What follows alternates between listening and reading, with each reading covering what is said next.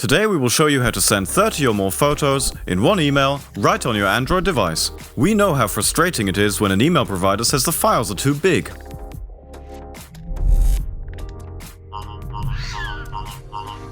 Here is the solution. You need to reduce the size of your photos first. To complete this tutorial, you need to use the Photo Picture Resizer app.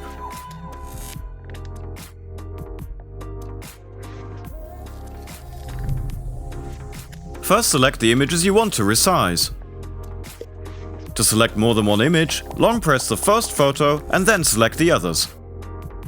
To resize them, tap Select in the top right-hand corner. Tap Resize. Choose the option most appropriate for the size limit of your email provider. You can resize by percentage.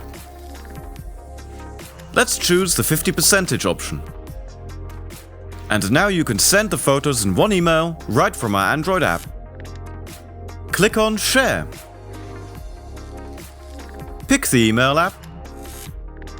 After clicking on Email, the default email app will open and the resized images will be added as attachments.